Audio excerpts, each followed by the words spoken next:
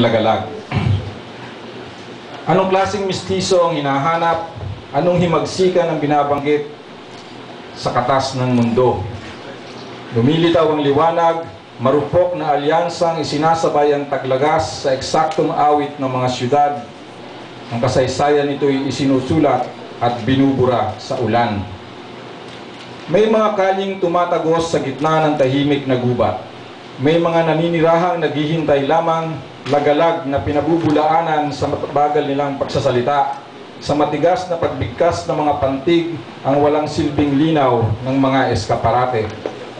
Sino kaya ang makakaalala sa bawat pangalan ng lagalag na natikman ang masayang komersyo at ang komersyo ng mga Diyos na abo?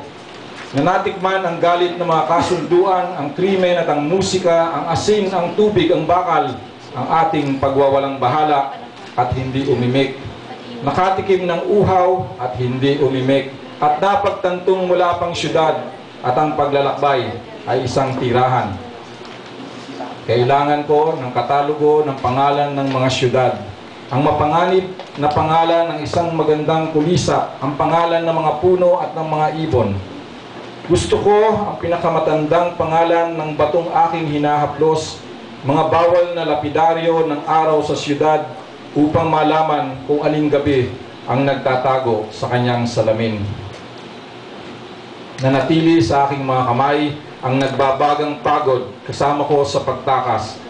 Na dahil dito'y laging hinahanap ang syudad na hindi umiiral sa ating namumuhay, at ito'y puso ng ulan at salaming pantas. Dapat banggitin ang uhaw at mga kamag-anak nito, at ang eksaktong temperaturang ginagawang tubig ang mga metal. Huwag nang usisain ng liwanag, ngunit banggitin dito ang mga gawain ng panahon. Ang pinakasimpleng pangalan nito'y nagiging malambing kapag ito'y hinahaplos. Hinahaplos ko ang bato at metal. Nabubuhay ako sa gutom.